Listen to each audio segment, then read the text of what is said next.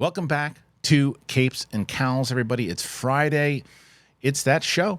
We're going to be talking about all of the latest and the greatest in the world of comic book movies and TV. Bob Iger said, yep, you guys are right. Marvel's been stinking up the joint, and we got to focus on sequels instead. See how that one is going to go. Hugh Jackman, there's some pictures of Deadpool 2, or 3 rather, and the new costume with Wolverine. We'll talk about if we like that look. Madame Web is about to come out, and Dakota Johnson already talking about that line that everybody's making fun of. What does she say about that? Some Daredevil stuff. Florence Pugh says, I don't know if this movie I'm in is ever going to come out. What the hell is it called? Thunderbolts? There you go. There it is. Thunderbolts. I don't even remember anymore. Who knows? It's starting to become like the Young Mutants or the New Mutants. The new Young Mutants. Nobody knows if it's going to come out. Joe Manganiello said that he had a role he was up for in Thor, and he said, nope, no thanks. And he's talking about doing some other things inside the world. So there's a lot to talk about, guys. With me and Winston and Coy, the crew is back. So if you're brand new to the channel, hit that thing swirling around. That's the subscribe button. Trying to get to 200,000 faster than we got to 100. At the time of this recording, guys, we are currently at 124,614. Can you guys get us there faster? Well, hit that button and you can. Apple Podcasts, Spotify, anywhere podcasts are found. Capes and Cowls, baby. Big thing. Let's do it.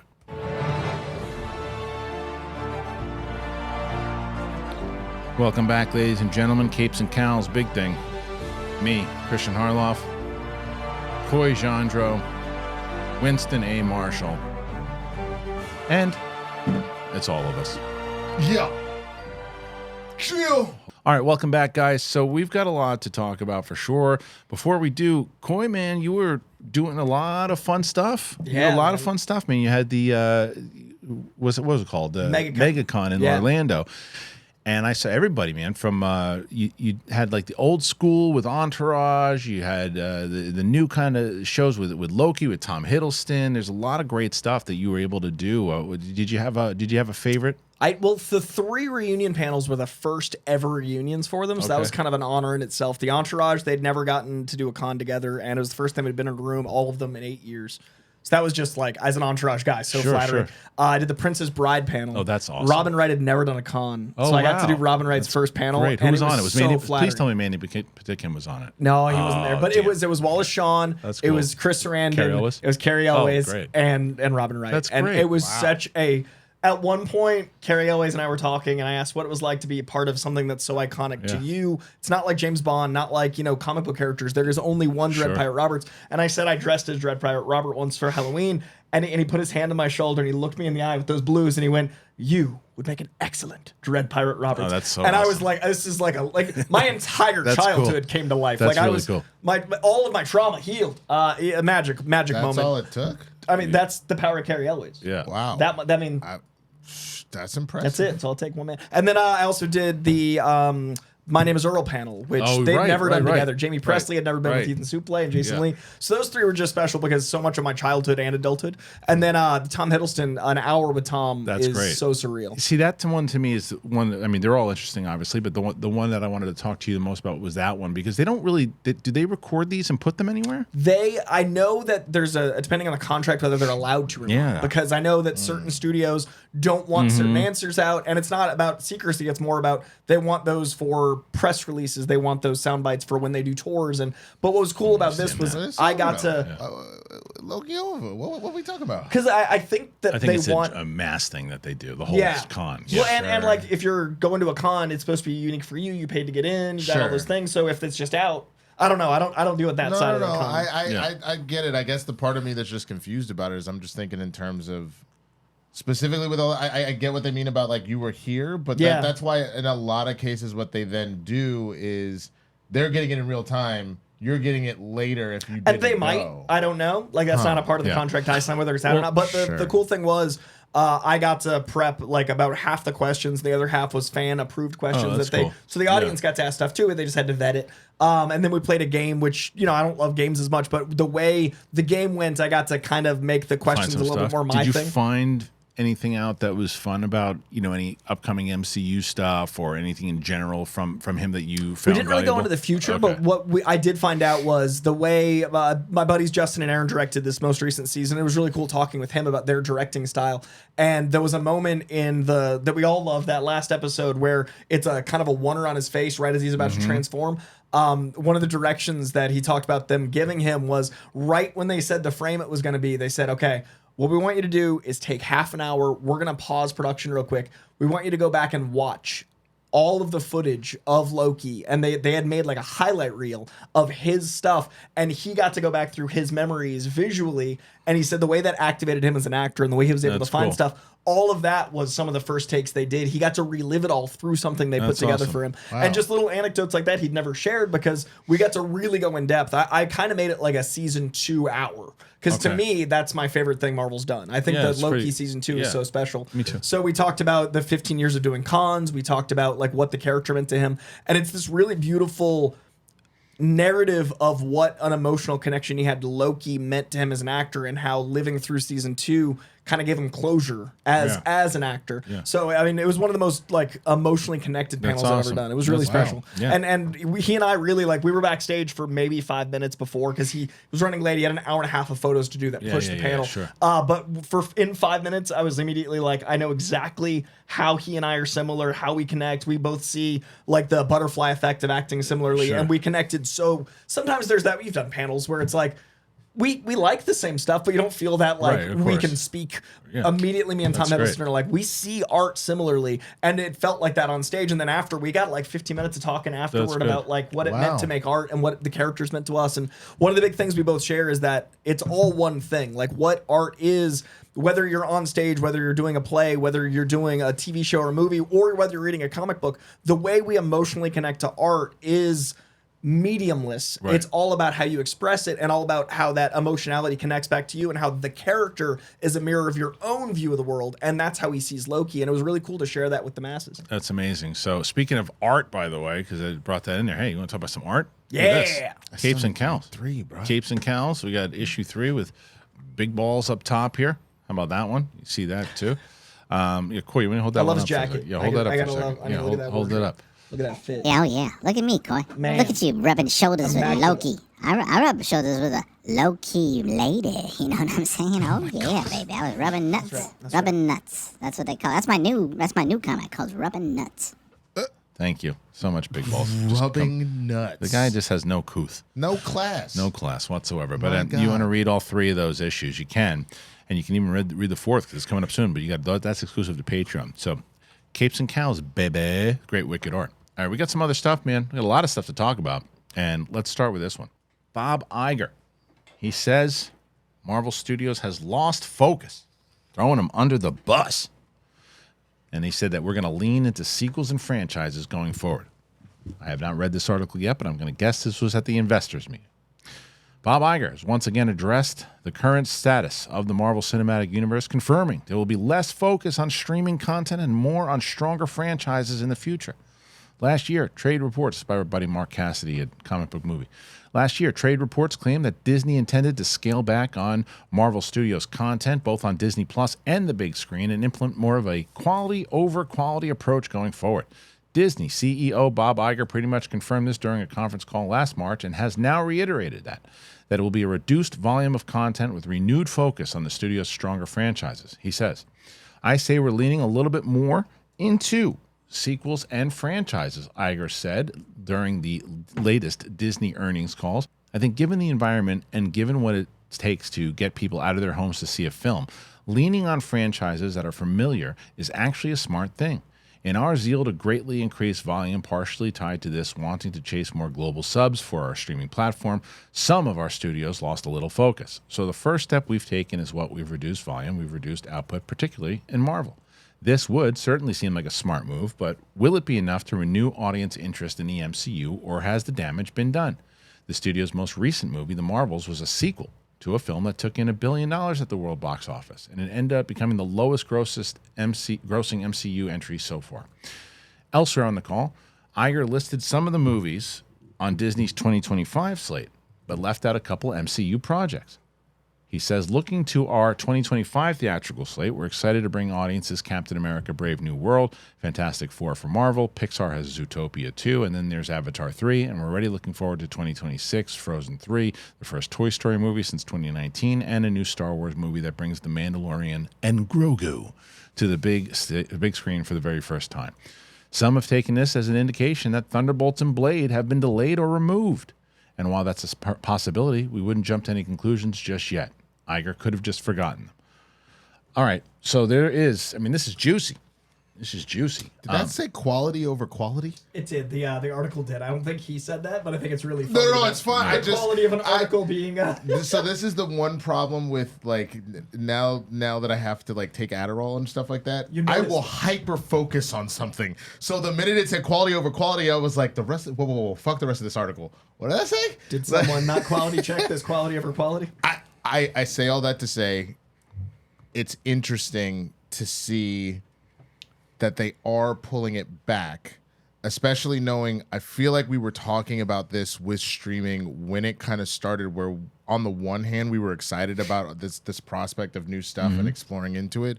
On the other hand, we had been talking pre-pandemic how if this giant streaming push really happened, there was going to be a potential problem of like killing quality, killing the movies as a general whole. Like there was a lot of issues. And it's even why you saw then with Warner Brothers when they were just like, I know it's the pandemic, but we're just going to direct release stuff without any there was a lot of filmmakers being like, what are you doing? Right.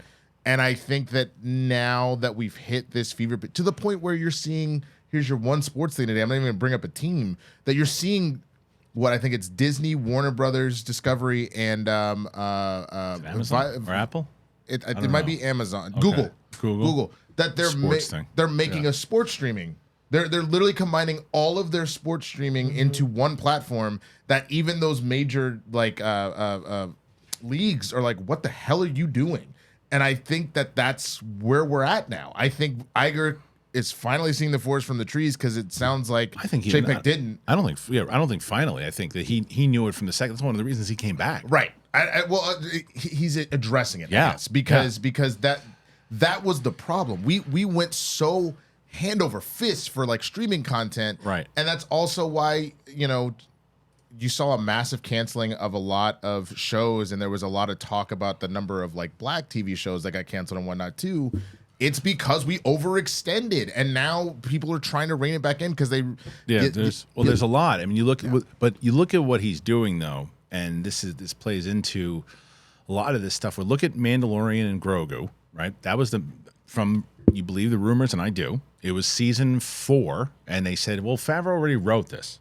Make it a movie. So let's do this. It's Jon Favreau. He's directed before, and he's directed big movies before, and he knows how to make films. So, John, can you turn that into a movie? He said, yeah, I can do that. I'm like, okay, great. So that will get us money then, because instead of potentially just getting subscribers. So that's part one of our big franchises. Okay, now what else? Wait, what are you guys doing? You're making a what TV? You're making a Moana TV show? Make it a movie. No, make it a movie. Why? Because it's Moana. We already held the date for an untitled Disney in November at this time. So we're going to make this a movie now. So make that a movie. And that's going to make hand over fist at that point. So that makes sense. Now, what people are going to say is, well, but they're just going to go away from original stuff and go after sequels. They are trying to cover their ass right now. They, even though they lost money, and people, like the amount of money they lost this year, we're still the number 2 studio. Because if they would have actually won, were they not number 1 at one point? No, Universal, man. Universal was number 1 this year. Because this year, okay. This year, no, I'm just talking about this year. Coming back, Disney's been number 1 for the last. But it's my point is that they were only out by a little bit, and they lost a lot of money through a lot of different projects, and they were still number 2 because they have so much. Yeah, they own everything. They own everything. For them to be number 2 and have as much they do that's why they're freaking out. Right. So pushing back, and then pulling back rather. And just putting the stuff out there that works. But I do think there's another issue too. Is like what you got to make sure that you're listening to your audience too. You gotta make sure that if there's new things you can create and try to get new audience and do it, you should. but you shouldn't try to go so far away from your audience that you already have, because your audience that you had is going to go, okay, well, this isn't for us anymore. So, and they're going to leave. I think that they've done that before. I think that they are paying attention to maybe not doing that again. And they also have to, I think, hopefully, they're going to pull back the budget, because everybody, and I saw our good buddy PJ Campbell, who I think is one of the sweetest individuals in the world, and I love him. I disagree with him on Twitter every time he posts a tweet. And one of the things he wrote was like, no thank you on the Jurassic Park, the new one. Jurassic Park, if it's a $300 million movie, then I'm with PJ on that. But I won't say no thank you right away, because they always make $1 billion. It's not that. And because you're not wrong, but that's not it. Yeah. This is an opportunity for them right now to make $100 million, $110 million Jurassic Park movie. Make it $80 million. Well, you can't. It's just harder to do these days. But you can, in the sense, instead of making it just stop with the Jurassic World. Go back to a situation where you're trapped in a building with like 10 raptors and it's a horror movie. Or go that Planet of the Apes style that they're going to do. But the point is that if you take it and you scale it down, because you're still going to have to do certain things on that movie. But like I always said, when I said Terminator, when I bring up Terminator, I want to see like the A24 version of Terminator, like, you know, a $70 million Terminator movie. Because at this point, you don't, for Jurassic Park, you don't need Chris Pratt to be in the movie. It's Jurassic Park. The dinosaurs sell the movie. If it's a small-scaled movie and you only need to make $150 million or $250 million to break even, as opposed to making $1 billion, go for it. You should be. You shouldn't be going after a Chris Pratt. You should be going after somebody that up and coming that costs nothing. A series regular on a TV show that this is their moment to give him a movie and breakout dinosaur movie. But that's why I'm saying you could put it around. I see what you're saying about around 100, but why I'm saying like an 80 or whatever, like you said, make it a smaller horror movie type situation, because I want to say, other than that, seeing the practical Tyrannosaurus in that first one where you're just like, oh my god, it was the moments in the kitchen where she's trying to hide from that really had people glued to that movie. We'll give a comparison of something like, you look at what's the one that just came out, the Gareth Edwards one that I liked, the one with The Creator. Yes, thank you. That movie cost about $75-80 million. It looked better than the last 3 Jurassic Park movies. And it cost just around 80. Now, I think you can do the same type of thing, but they probably have a couple more set pieces. But either way, it goes into the Marvel conversation of it all. And that is scale back. Focus Godzilla -1. Focus on the damn characters. Stop doing the big, every time, popcorn in the face, popcorn in the face, popcorn in the face, popcorn in the face. We have nothing else. I can predict these movies 1,000,000 times over. And the other thing, did you see this thing? This is like, I'm curious where you stand on this, Coy, because there was this video that went viral about how a lot of the creators of a lot of the recent Marvel stuff they didn't read the comics, they didn't see any of the comics, they didn't do it. Now, I know that the intent of the video was more so, it came out a bit of the hateful side of things. Was it just like a sizzle edit of people saying, it was a sizzle edit of someone just being a dick? Yeah. No, but it was a sizzle. It was I mean, there's merit to it, though. Of course, but it depends how you edit it. It depends on you. You can make anyone sound like that. Because you can make anyone sound like that. I would love to have seen the full context. Because if it's like a sentence, but they said a paragraph around that sentence, and you just because the question could have been, did you start by reading the comics? And they say, no, we didn't read the comics. But then the follow-up could be, once we had the story we wanted, we tried to go through the comics and see how we could connect that. You know what I'm saying? Like, any edit can make somebody sound some way. So I would want to. Yeah, but anyway, but what I'm saying, though, if it is indeed true, what they do a lot of these times, because we talked about this with Doctor Strange. Yeah. And it's like, well, we didn't watch the show. We didn't do that. If you are doing a shared universe like this, it's got to be a requirement. I mean, it's got to be. It's got to be a requirement to where you know it that well. If it's just you're rebooting it, you're starting it over, you're doing like Madam Web. It's whatever you think of how the movie's going to do, and there are people that, well, it's a standalone. We didn't read the comics. Fine, it's a standalone. It doesn't really matter, and the big fans of the comic book are probably going to be disappointed because it doesn't really fit to it. But if that's what it is, that's what it is. When you're doing all this different stuff, and especially when it connects to your universe, and not just the comics, but the shows. Well, we didn't really pay attention to that. We never read one of these comics. It's like, if I'm hiring someone for this type of stuff, for Star Wars, if I'm hiring for Star Wars, Now, not everybody shares this philosophy, and I understand that. But I want fans of Star Wars making these things. I want people who know the lore. I want it. Is it a requirement? It would be for me. Does it have to be for everybody? And can people look at Tony Gilroy, right? Tony Gilroy, not steeped in the lore, but what Tony Gilroy did, and right after out of the words out of the mouth of Diego Luna, surrounds himself with people that know the lore. Yeah. And he doesn't say, "Well, I'm doing my own thing." Like, for example, there's that scene in Andor where there's all this artifacts and everything. You ask Tony Gilroy, he doesn't know a damn thing about where they came from at all. He doesn't care. But what he did do hire the right people. Is find people that say, this is what I need there, what would be there. And he trusts those people in doing that.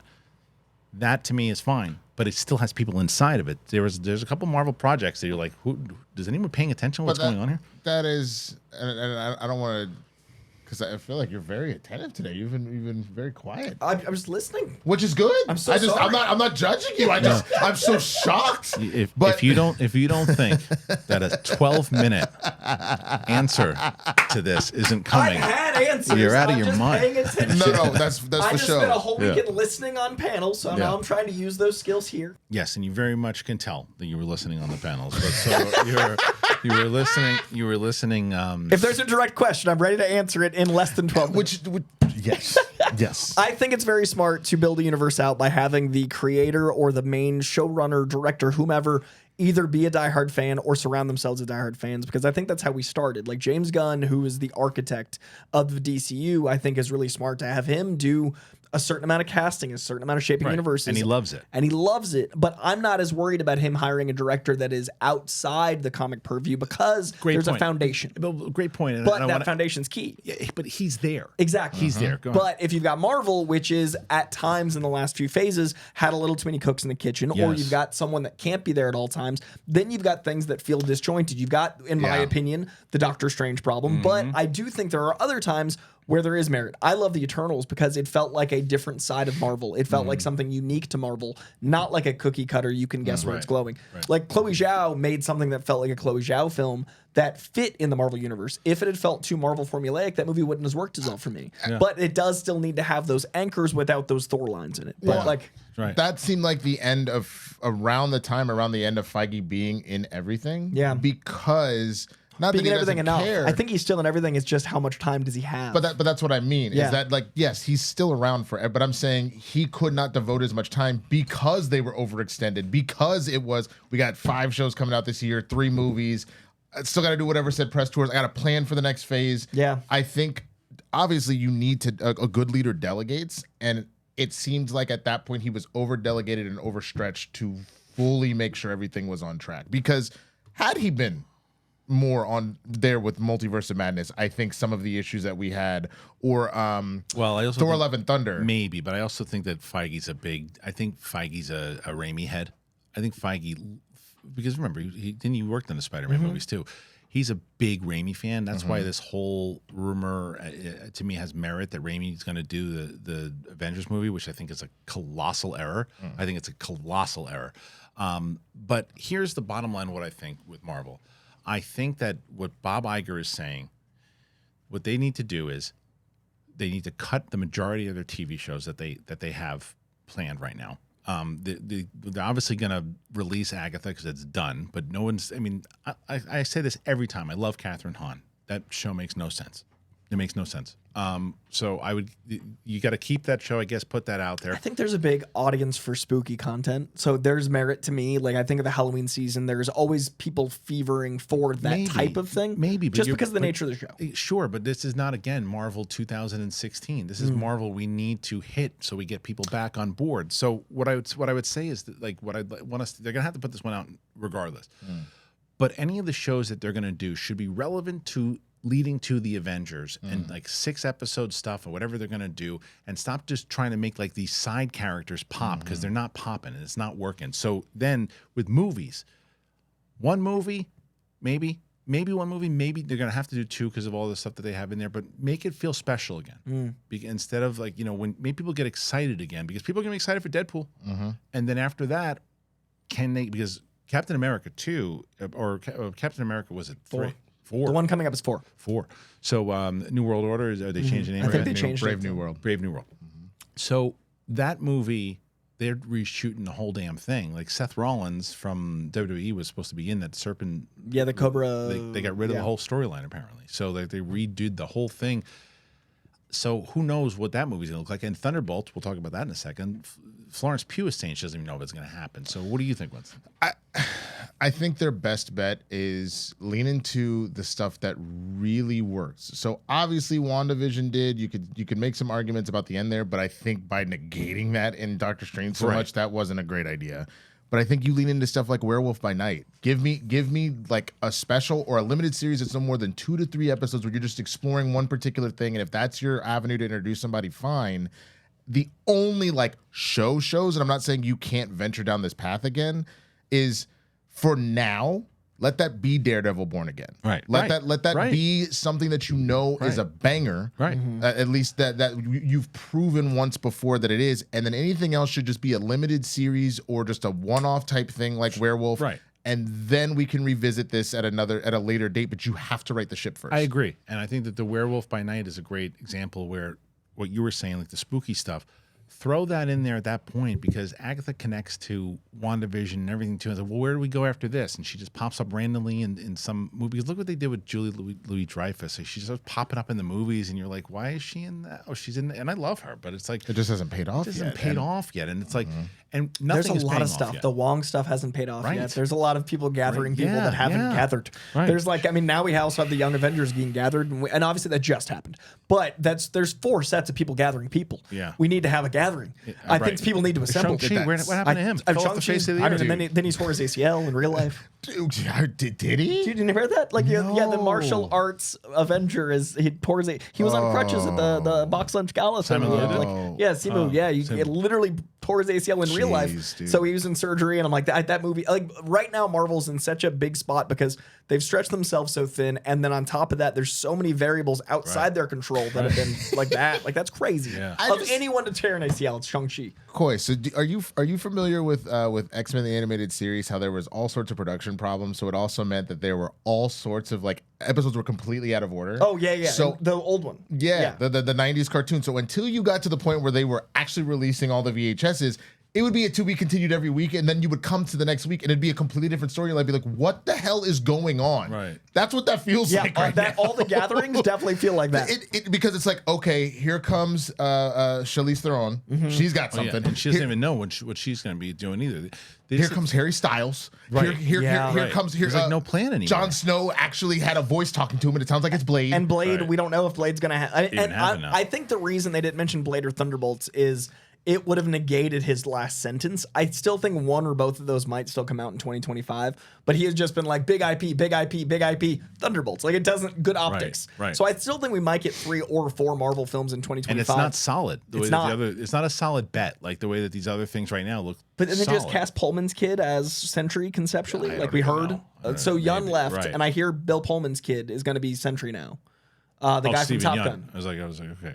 Yeah. So like that rumor makes me think Thunderbolts is still happening. But I mean, even with the scheduling element of like David Harbour, he's working on Stranger Things. We're going to talk about those with Florence Pugh because she's got some comments on it too. But yeah, I think that Bob Iger simplifying is the way to go. I really do. I think that pulling back on some of these shows that nobody's really going to care about. I think Winston's right. Focus on Daredevil right now. Just focus Street on that level. show. And look at your budget. Yeah, for TV. For TV, pull everything else. Put Agatha out if you shot it right. Pull everything else. Just focus on that at the moment. For movies, focus on the movies that you have ready to go and get us to the Avengers. And then, as we've been saying on this show a million times over, Reboot, man. I don't know about reboot. But I talked that to Roxy yesterday, who said the same thing. I think reboot's too tough to do, but you can essentially do.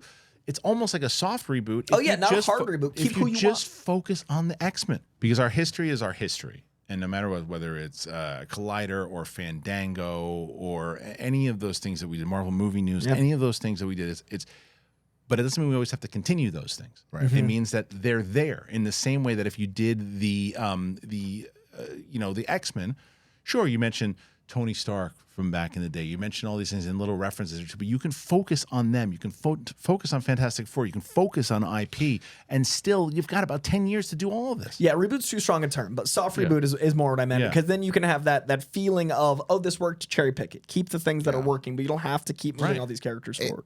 I guess that's the other thing too. Remember when a post-credit actually meant something? You did a post-credit and then it paid off either the next movie or 2 movies down the line. As we mentioned with these constant to be continues that never continue, it's like you said, when are we coming back to this? Right. And since we have never paid any of them off have any of them paid off at this point? All the movies, all the post credits. You mean the new ones? So essentially, all of Phase 4 and 5 now, have any of those post credits paid off at this point? Oh yeah, Hercules. Oh wait, no. I feel like Loki was one of them, right? That paid off. That was the only one. And that was the scene from the show. That was a scene from the show, though. That was the only one? And what was that? And I'm trying to remember what was that. That was from Quantumania. Yeah. So it was essentially Loki into Quantumania, back to Loki. Yeah, that doesn't really count. Yeah, that's the closest I can think of, right? Because the other stuff is stuff that they're shooting to hopefully get to a finished product. Who's been set up that's paid off? Right. No, it hasn't. Not great. Nothing that I can think of. Great odds. Which I meant to bring Someone back in the comments to you guys. right now was like, obviously these 3. There's a lot in our minds, guys. Yeah. There's a lot, so please put it in the comments. I would love to know, because I'm not remembering, but that's the only one that clicks in my mind. But I was gonna say, I forgot about this, that you guys were upset about the Aquaman post credit. I love that, and the reason why it was him eating the roach. Stupid. But I loved it because that was kind of indicative of what the DCEU ultimately was. Was like, man, I got this burger. I kind of really like this roe. Yeah. Okay, it was fine. Like that was. Well, it doesn't lead to anything. I mean, they could have closed it out a little bit more. I mean, that really felt like the shawarma, dude. That literally felt like the shawarma at the end of Avengers. Shawarma, but there was but more. We knew there was more to come. So. Imagine if the MCU ended at Phase 1 with shawarma. You're not going to hear me say anything bad about Aquaman 2 probably ever again. Even though I don't like the movie, that movie fought back. That movie fought back. Because of what it made? Yeah, it's made like $400 to $500 million already. Yeah. It fought back. And it started with like $60 million. So it's like a slight profit? Something like that. Or like either slight or broken even, whatever. It's not a major loss. Right. So that if I'm DC and I'm Warner Brothers, I'm going, good enough. Yeah. Good enough. And it also shows the star power of Jason Momoa. Which is why I think Lobo's pretty locked. 100%. I'm also very curious because I saw a news report the other day that wasn't specifically tied to comic book movies, but just that China, as far as its box office goes, that none of the American movies, it sounds like in China, broke. I think it's at either top 20 or top 30 of their box office. Not even Barbie, not Oppenheimer, none of that. So I'm also very curious if that is part of what is making this drag be so hard on Marvel right now and superhero films in general, knowing that China is really building out their Hollywood even more and pushing their movies even more. But the good movies are still thriving. Like they're doing well. Like Spider-Verse is the number 3 domestic. It's the number 1 Sony animated of all time, and that was last year. And Guardians was almost $800 million. Yeah.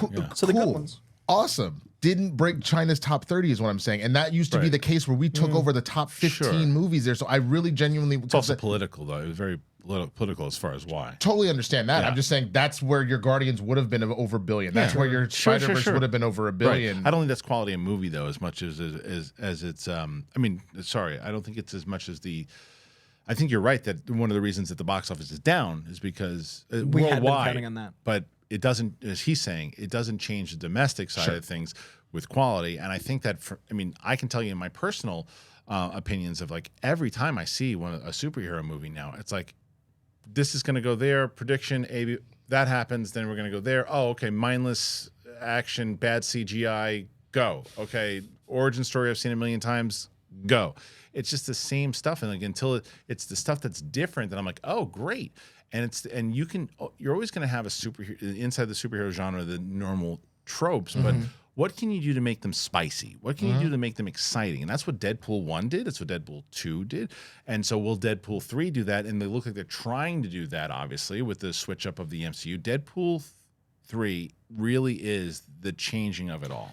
I mean, with Sunday, it all starts. Like this The trailer, weekend. Yeah. right, And, yeah. and I think. was the trailer this weekend? Yeah, Super Bowl. Yeah. I also think it's going to be the first red band trailer in the history of the MCU because there's going to be an R-rated trailer for a That's Marvel pretty film. great. Right? Isn't that crazy to just conceive? But you can't play that during the Super Bowl. No. you But I'm release saying it on- like but you they'll release it probably on do a YouTube. minute. Yeah. They'll probably do a minute teaser in the Super Bowl, and then we'll get a red band Marvel trailer. Yeah, they always release That's it so on. exciting. They show like 30 seconds to 45 seconds, And then on immediately Super Bowl, jump online. and then you go right online. Sure. Yeah. So,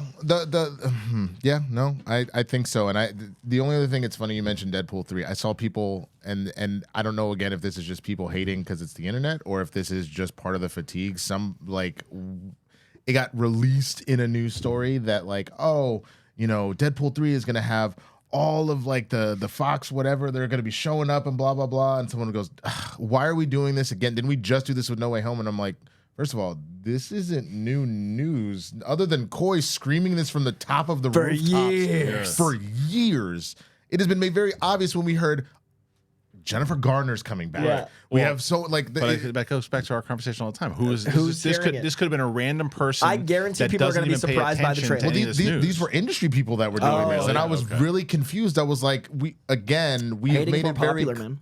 Yeah, It's going to get you more clicks for complaint.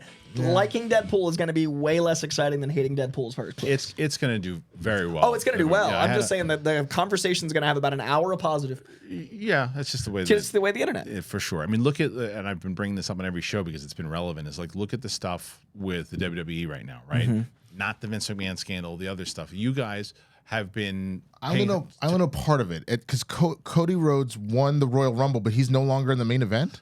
So The Rock's going to fight Reigns, right? Now, this is. I love that you guys know this. Like, but this to me, and I'll answer all those questions. But this to me is my point with how, when done correctly, controversy can bring in a lot of eyeballs, a lot of ears, and just to get people talking. Now, whether or not these two guys are going to watch WrestleMania. But we know about it. But you know about it. And that's what you do when you sit with certain kind of conversations are coming about and certain things, whether it's there's good stuff and there's bad stuff that people are talking about. And this is one of those things with The Rock. Basically what it is that, yes, Cody Rhodes won the Royal Rumble. And then they said that then The Rock came back. And instead of setting it up in a good storyline, they're like, well, it looks like Cody's taking the back seat and Rock's going to fight Roman at WrestleMania. Nothing's official, though. Rock was on Pat McAfee today promoting it, talking about it, everything too. He's one of the investors now in it. The stock's probably through the roof. His merchandise is back, even though people are screaming Rocky sucks now at Raw. saying His Rocky. merchandise is back and selling like crazy again too. So it's a machine, and if you feed the machine the right way, people are going to listen. People are going to, and I think Deadpool's going to. Ryan Reynolds is a fantastic marketer. Is already doing such good marketing. That movie, that's my 6-year-old's most anticipated movie. Using Jim as Randall, like genius. What a great way to sell that movie. Very smart. So anyway, tons to talk about. That was just story one, guys. So make sure you let. No, I'm not a wrestling guy. I got a question though, wrestling wise. Now I'm assuming what's going to happen is like, wasn't Hollywood Rock like a bad guy? Are they going to turn Rock into like Hollywood Rock because of all this negativity, and then he'll end up not fighting Cody, and then we'll get the actual fight we're supposed to, and that'll just kinda... You mean Roman Reigns? But there's yeah, sorry, Cody and Roman Reigns will fight, but Hollywood Rock will come back and he'll be like a bad guy. Well, there's tons of different options that they could go because people want us to the head of the table. Roman Reigns is like the top bad guy. He runs the head of the table. He's been champion for 3.5 years, whatever it is, and so the story is supposed to be like him and The Rock, who's going to fight for head of the table. But at the same aspect is Cody Rhodes is like the young top star who's going to be like the next guy. He's become ultra famous now because of this. Like he went from being just inside the circle WWE fans loving him to outside people. Everybody knows who Cody. Did you know who Cody Rhodes was? Not until this week, right? So everybody knows who Cody Rhodes is now because of this, and he is benefiting, and he's great, and he's like the first real baby face for like, in a long time, and he's Dusty. You know, you've heard of Dusty Rhodes? Yeah. So Dusty Rhodes is like one of the legends of wrestling, and that's his kid. Oh, cool. Okay. And so he's got a storyline, finish the story, all these types of stuff that's happening. So what could happen? There's a lot of different things. I think that they might do, because WrestleMania is 2 nights. They could do Rock and Roman night one. They could do Cody, and they could do something where The Rock says, "I'm going to be your advisor." Rock turns heel. Maybe it happens. Maybe it doesn't. I think they should use it. it can go in 1,000 way, different it's great directions. Should have Cody feel like he's being gypped, and then right as The Rock and Roman are coming in, knocks out The Rock, and then he's like, "I'm getting my match." He's not going to do that because they want to keep him babyface. But well, no, I mean to be like, I earned my title shot. I'm gonna take it. But he's the one that introduced it. He basically said, "I'm not going to take you at WrestleMania. I'm going to let somebody else come in," and then The Rock comes in and does his thing. So he in the story, it seems like he's the one that, and he's still trying to figure out who he's fighting. So anyway, there's a lot that people are paying attention to, and there's a good way that Marvel could do the same with Deadpool if they pay attention with the stuff with, bringing the casual fan in to see it. That will get the people who liked X-Men films when they were kind of growing up and bringing them back, and in the same way that the Attitude Era fans are going to come to watch The Rock wrestle. So I wasn't planning on watching WrestleMania, and now all of a sudden, now you're interested. See that's exactly right. And what we could maybe even do is we'll watch it back here. You know what I mean, bro? I watched my first wrestling anything a couple weeks ago. I watched the Royal Rumble, and I was entertained. All of a sudden I was back in seventh grade all over again. I was all. It's really good right now too, because I'll tell you, because I watch it casually, but I've been watching some stuff too. They since the old creep is gone, they've Triple H has kind of taken over and done some great things. So, dude, I don't know his name, but the random black dude that's number 24 in the men's, and he came running into the women's. R-Truth. He's such a dumbass. He's got a whole storyline. But anyway, it's a lot of fun stuff. All right, guys. So comment of all this stuff that we talked about, and it was a lot. Make sure you check it out. We have enough energy to be able to keep talking, and I do have that energy because of AG1. That's right. I use AG1 all the time. I love AG1. I've told you about AG1. And then afterwards, you know what I do? I have a great meal with Factor. I do both of them, and I'll tell you about both of them right now. Factor is delish. I love it. It's yummy. I get some good meals out of it because Factor is delicious. It's got ready-to-eat meals, and it makes eating better every single day. Because wherever tomorrow takes you, be ready with your pre-prepared, chef-crafted, and dietitian-approved meals delivered right to your door. You can have over 35 different options a week to choose from, including Calorie Smart, vegan, veggie, and much more. And there's even more to enjoy with over 55 nutrition-packed add-ons that make your weekly meal planning even more delicious. So what are you waiting for? Get started today and have a really feel-good week of meals ready to go. There you got 2-minute meals.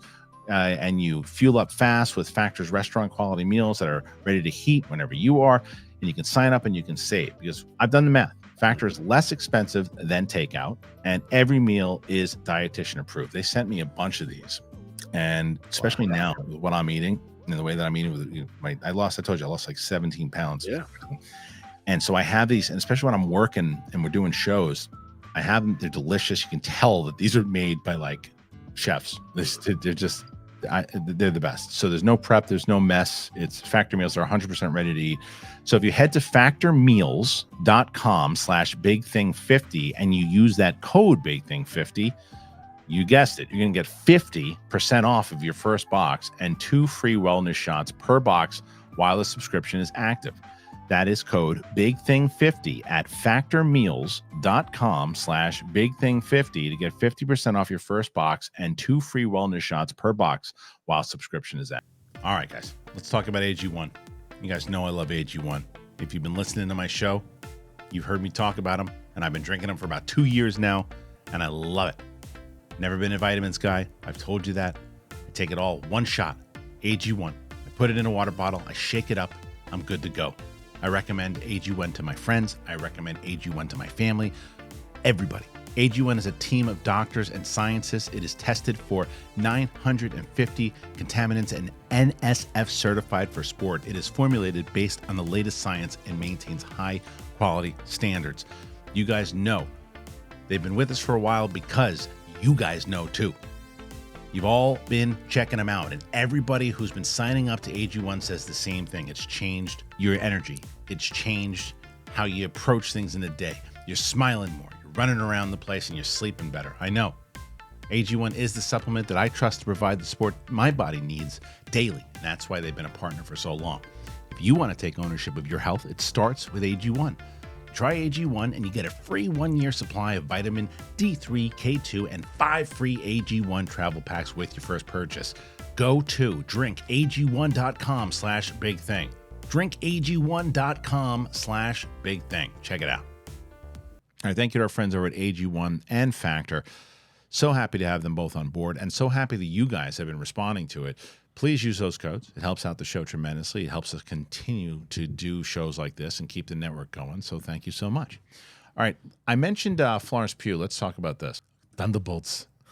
Florence Pugh, she shared an update, said, come on, it feels like it might not happen. Thank you, Arnold. Thunderbolts star Florence Pugh. What did she say? Well, she shared an update on the long-delayed Marvel movie, admitting that while it still doesn't feel like it's really happening, work is indeed about to finally commence. Josh Wilding says, will Thunderbolts ever happen? The movie is gearing up to begin production and still adding actors to its cast. But yesterday evening, Bob Iger only mentioned Captain America Brave New World and Fantastic Four. Captain America Brave New World has Harrison Ford in it, right? Mm-hmm. That's why that was mentioned. Also, Fantastic Four. That also makes sense because you're going to have that. They're really building that one up. Talking to Entertainment Tonight about her role in Dune Part 2, Black Widow and Hawkeye star Florence Pugh confirmed that she's heading to Atlanta immediately to start shooting her role as Yelena Belova. So there we go, guys. It kind of feels like it still might not happen because the amount of times it's been paused, which is just a natural feeling. But I'm going straight after this. When we're done with press, I'm going to Atlanta and start to do some prep and do a little bit more press with you guys, and then I'm off shooting. As far as we're aware, Thunderbolts isn't in trouble. Instead, it was one of these movies that got caught up in last year's strikes at the worst time, resulting in it being pushed back from December into next summer. Despite a little uncertainty, Pugh admitted she's excited to suit up as the MCU's new Black Widow again. She says it's wonderful. When we shot Black Widow, we thought we were going to shoot the next movie relatively sooner than we did, and it's just been this thing that's been looming that we've been wanting to shoot at some point in the future, and now it's finally happening. It feels surreal, but it's coming back. Yelena's coming back.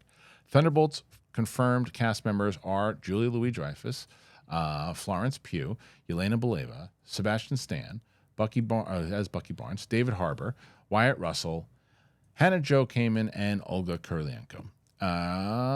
So yeah, that's the majority of it. So it looks like this movie's happening. Yeah. So I wasn't really worried. Yeah. I just think that they didn't mention it because it would have negated his last sentence. Right. It's like we're only focusing on the big things, Right. and it's like and Thunderbolts. And it still hasn't really. And there's the plan is just to start with. The other movies are farther along. Yeah. I guess, Well, and too. Captain America 4, huge brand. Right. And they already Fantastic shot a Four, lot of it. big tent pole. So it makes sense you'd mention it's an investor call. It's a call about getting money up. You don't want to mention the thing that's been pushed as much. Winston, before it's called relevant to all this too. The Fantastic, you heard about the SAG thing was Fantastic Four yesterday. I did not. I just saw your headline and I was like, I should watch that video, and then went back to work. Oh, perfect. So we're playing along. Just like watching trailers. Winston's like, I'll acknowledge that's the thing. No. But I made an assumption. I was like, probably something happened because SAG does announce stuff randomly. So I'm assuming they did something along the contract or some sort of congratulations. It was something they were doing like a tribute thing to him, and they mentioned all these projects that he's working on and said currently starting production on Fantastic Four. And then Mike made the point yesterday that someone probably just looked at It's IMDb. an intern that probably Googled his name. But the problem with that on IMDb, Anybody can do that. It's like well, no, Wikipedia. it says clear as day, rumored on IMDb, and it says rumored. So the question is, dopey intern or that did it, someone that knows, someone that knows some stuff, someone doesn't know enough or too much, or doesn't know enough to say, "Oh, I didn't know this was a secret." Yeah. So, but it's either way, they got to start shooting soon. It's the worst kept secret in all of Hollywood. The guy's he's in it. The question is, when they're going to announce this, but it's further enough along. Thunderbolts announced this thing at D23. So the fact that what they're would shooting be crazy? What's that? If they've shot some and that's how his arm got messed up, and they have a trailer at Fantastic Four on Super Bowl. Oh, right. How nuts would that be? If Disney could sneak a trailer and they don't announce, they just Moana show too. That's what I'm saying. Moana 2 is coming out this year, November. That's crazy. Imagine if they've already cast. Obviously, we think they have. They have. If they have a trailer for us and they don't announce it in a traditional way, they show us Super Bowl. But at Super Bowl, yeah. How crazy would that be? I'd be crazy, but I don't. Super Bowl. I mean, I'm just saying it comes out next year. I would. They would know would, through programming. Someone would get leaked. I feel like if they were gonna do that, I doubt Super Bowl because you already have Deadpool. I bet you if you're gonna do it, you end up doing it at the Oscars. It's a very different crowd. Doesn't I understand that, but isn't that also Disney? Because ABC still has the Oscars. You know when you do it, if you're gonna do it at the Oscars, right after Paul Giamatti does his speech and get announced that he's Dr. Doom. You goddamn right, baby. You goddamn right. Hey, everybody, I have an announcement. From holdovers to Doom, the most logical transition. Thanks for this and In and Out, and I'm Dr. Doom. Oh, man. He'd make a great mole man. Kneel before in Fantastic Doom. Four. I'd watch the hell out of that. Come here, Sue. Oh, man. That's not going to happen. But then realistically, I'm just thinking about the stuff that Disney has online. I think it's too crowded for you to try and force that during the Super Bowl. I could see it at that point, not the Oscars, if you wait until the NBA Finals. It's just a hell of a mic drop. I'm just thinking that it could be a cool way to not announce it traditionally. Well, imagine a trailer's been shot and you just get to go. Sure, I think that's going to be a tougher one to do, but I think that and then the other thing, we'll do it at Comic-Con, but then I heard they might not even go to Comic-Con again. That'd be crazy. They need a rally. I think Comic-Con needs to take a hit financially. I think it needs to go back to being the geeky fest that it was. I loved last year. That's what everybody says that went, right? But they probably didn't, because they probably didn't have the studio presence that they. Yeah. It needs to go back and stay what it was last year, because the studios, and I talked about this at length on Wednesday, they're either got to turn these panels into a show, put the money into it, or stop doing it, because it doesn't do anything for them. It doesn't do anything. It's not marketing. You don't think that, like, the push they get for like 2 weeks of just For sheer what? news But and what? volume, and But you get announcements. You get actually people talking about it. You get like actual inertia. If you're telling me that I want to promote, okay, so Marvel's gonna go, and I want to promote Fantastic Four, right? I'm gonna get the same amount of press from when I drop a trailer, from all the people that are gonna do reactions from it, and all the things that are gonna happen from it, and people talking about it that I ain't paying shit for, that I don't have to rent out. I don't have to pay anybody to be there. I don't have to pay any, a host. I don't have to pay for the space. I don't have to pay for the. I already got it for my trailer. Now there's other, and then we're going there to announce a project we're going to do in 4 years. What happens to that project that falls through? I think what James Gunn did with the DCU was smart, because it was just him and a green screen, and that cost $7. Cost nothing. Yeah, Kevin Feige did I think that there have been some great Marvel things at Comic-Con for sure. Right. I think the best one was at the El Capitan in Hollywood. That cost nothing when they own that theater, and they introduced Chadwick Boseman as Black Panther at that event. It was right before the Spider-Man thing happened. People were asking questions about it. It was a massive thing that they did, and they brought everybody there, and it cost them nothing. Winston, your timing.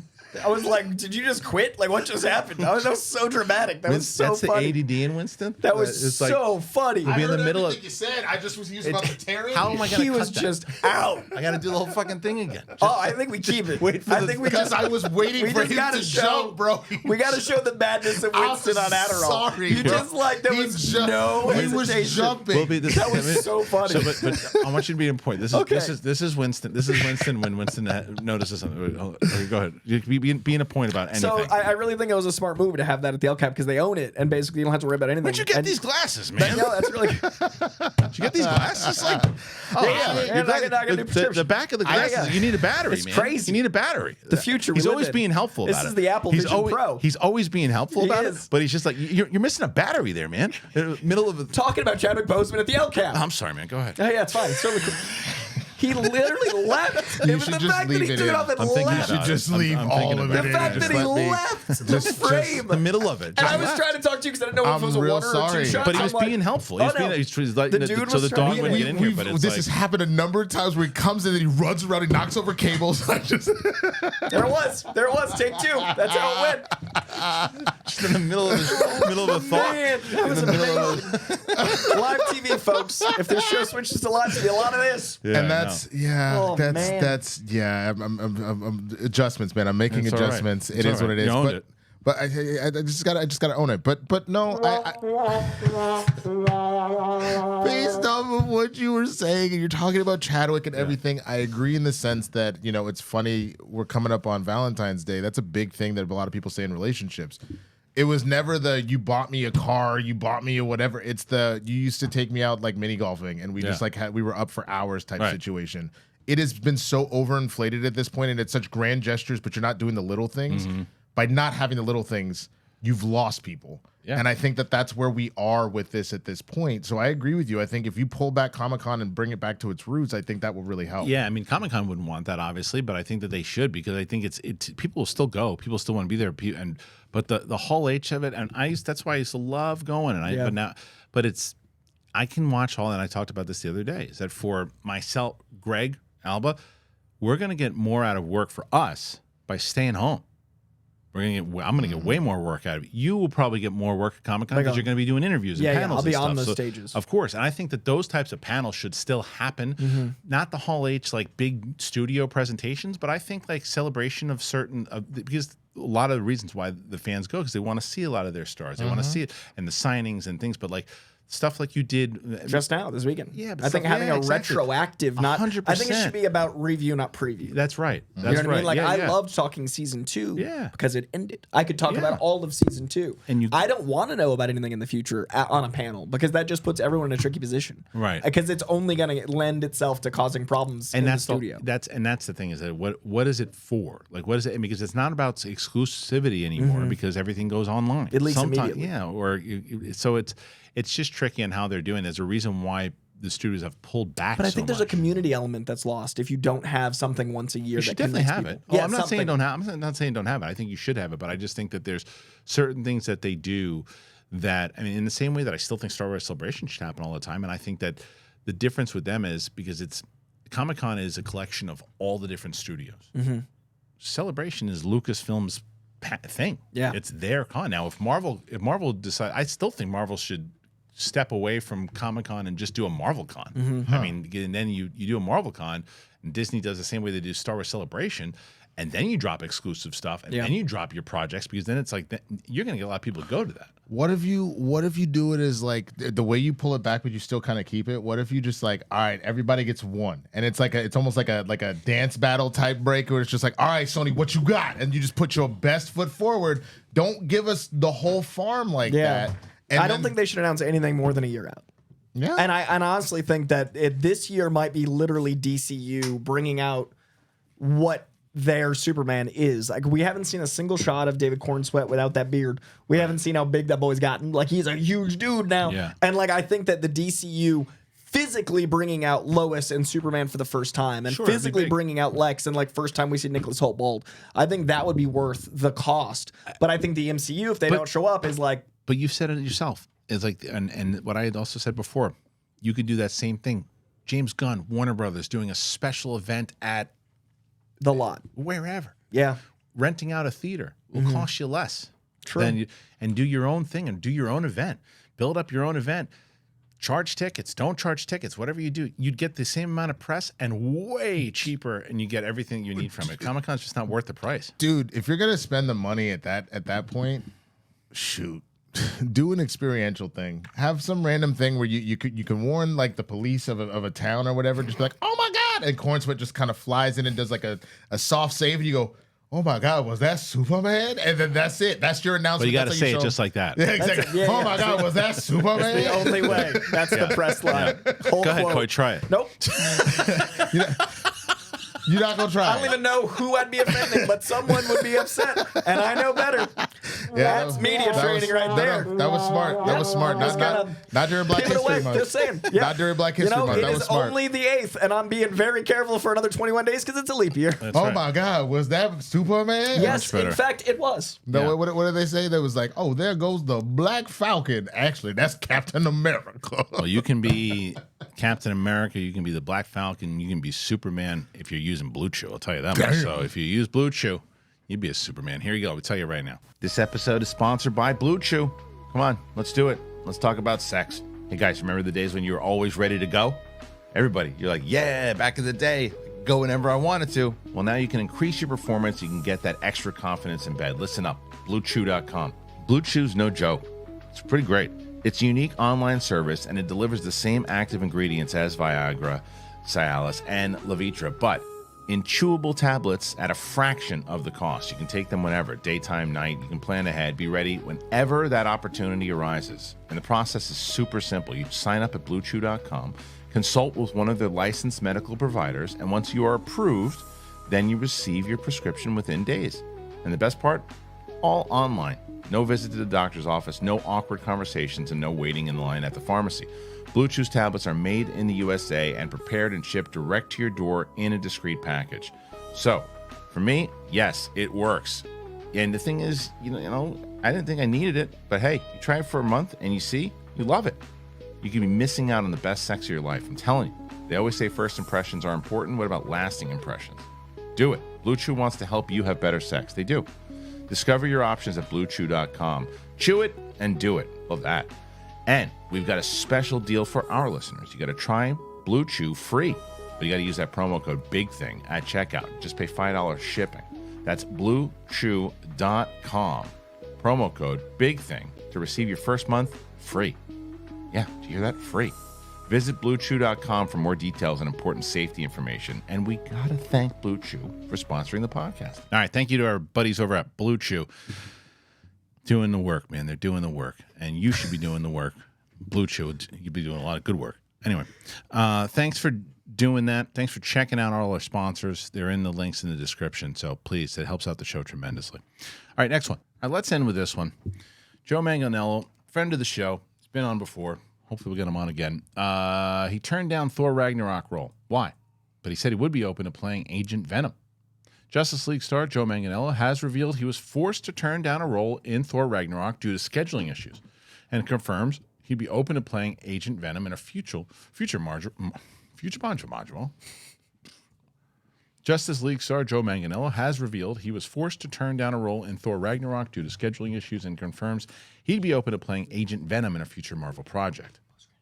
One of Joe Manganiello's first big movie roles was as the bully Flash Thompson in Sam Raimi. That was him. That's why this is such a great idea. That's so genius. That's a good idea. 20 years later to come back is genius. Yeah. That movie swung into theaters way back in 2002, and the actor has since suited up as DC's Deathstroke in both Justice League and Zack Snyder's Justice League. Thanks to that role, there was a time when Manganiello was being lined up to star in both The Batman and his own solo project directed by The Raid's Gareth Evans. They don't mention he was almost Superman, too. We broke that on Schmoes Know back in the day. Ultimately, neither project came to fruition. Comicbook.com recently caught up with the actor, and despite his minor role as Flash in the Spider-Man trilogy, they wondered whether he'd be open to playing Agent Venom in the version of the character. Would I love to be part of the MCU? I mean, sure, of course, it'd be fun in the right project. I heard Sam Raimi's doing Secret Wars. Is that right? I don't know. I don't know much about Agent Venom. I'd imagine that'd be over at Sony. It'd be very funny to come back that way. Asked if there's ever been talk about him suiting up as Agent Venom, he said 0. Years ago, Taika Waititi wanted me for one of the Thor movies, and I couldn't do it. It was impossible for me scheduling-wise to do it at the end of the day, but that would have been my reappearance back into the Marvel Universe, but I couldn't do it. We're guessing that was probably for the role of Scourge, the Executioner, a character ultimately played by The Boys star Karl Urban.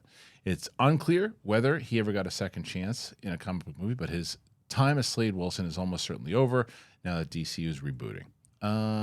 The actor has repeatedly expressed a desire to play him again, revealing in 2021 he wanted an origin series on HBO Max. Okay, so I think he'll pop up again.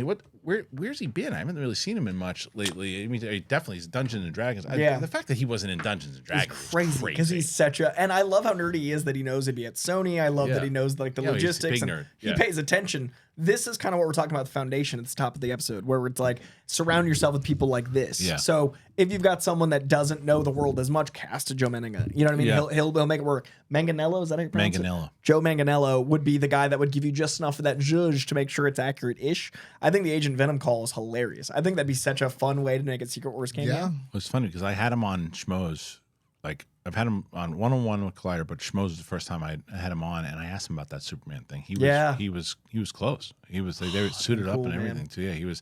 I see it. It was the Zack Snyder one, I think. He's such a nerd too. Yeah, It'd be so cool to have someone get it that's like that invested. Like Nick Cage. I want to see him get. I want to see. Look, there is a possibility. Also, probably not. I say Jensen Ackles probably has the best chance to Batman.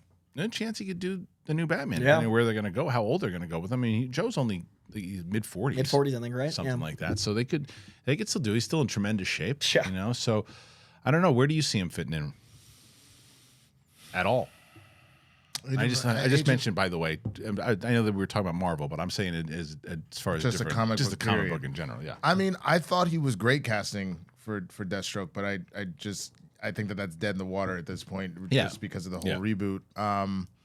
Agent Venom coming back would be hilarious. I even think if we're really barking up that tree, if you're really going to bring Toby back, why wouldn't you then introduce Agent Venom that way? And that is Sony, but like, you know what I'm saying? I feel like that would be going to do and that, it's such a cool idea because you've already had the acknowledgement that the Venom symbiote has happened and left. And then you also get the continuity for us to be like, we'll never get to see Agent Venom in the next 10 years with Tom. That's a cool way to do it. And if Sam Raimi does wind up directing it, then he probably would show up one way or another. And it looks more and more like that's going to, I can't believe that so many people are on board with that. It made $800 million or whatever. I know, that's my concern. But I know, but it's like, so did, Thor Love and Thunder made a lot of money. Yeah.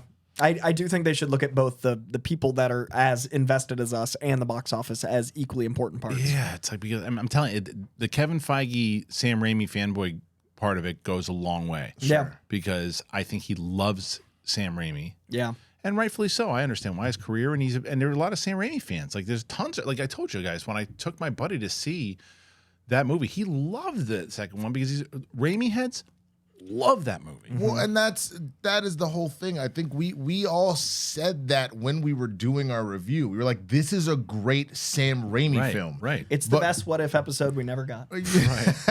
Yeah. But just specifically for where we were, what was going on, and the fact that we continue to have heard, we didn't pay attention to WandaVision, who cares? Right. And that's drives me nuts.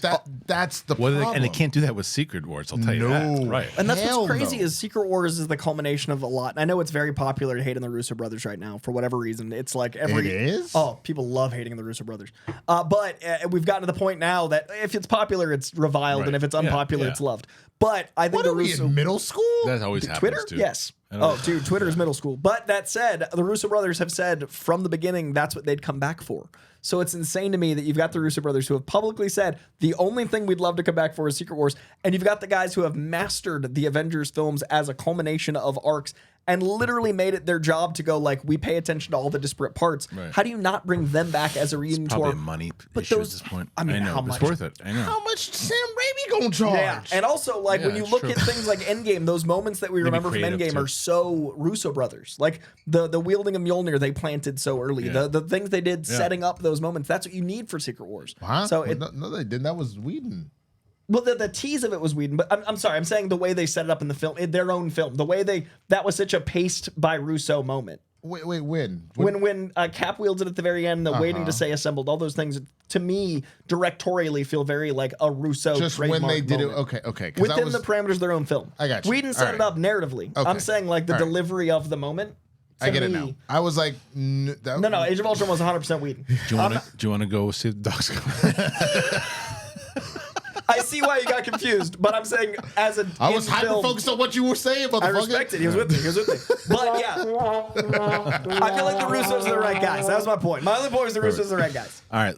Well, we're the right guys here today talking about this stuff. So thanks for being here. I'm glad that you're here with us. I'm glad that you've been joining us. As I said, if you're able to, hit that button, that subscribe button. It helps out tremendously. Make sure that you check out all of our sponsors. I want to thank my panel here for being with us. First, we start with Coy. Coy, where can they find us? Hunt me down at Coy Jandreau, Twitter, Instagram, TikTok, YouTube. Now that movies are coming out again, I'm excited to start reviewing them over there, and find me at a lot of cons and stuff this year. Winston A. Marshall, a.k.a. The Swaggy Blurred. You can find me on all the platforms at The Swaggy Blurred. We are pushing to get those numbers up on Instagram and TikTok, so please come over there. And then same thing with movies coming back now. I'm really going to do my CPT reviews leading into stuff. So my Dune review will be out, the first Dune, in the next week or two, leading into then my Dune 2 review. So definitely come over to my YouTube channel and check that out. And speaking of reviews or out of the theater reactions, Winston and I did a Bob Marley out of the theater reaction, and I have my non-spoiler review up on that one, so you can check that out. I will have Madame Web. That's going to be... Now, we haven't talked about Madame Web today, but we just didn't have time. So that, other things, and as Winston mentioned, Dune 2 is coming out. So thanks for joining us here today. For Winston and Coy, we'll see you later.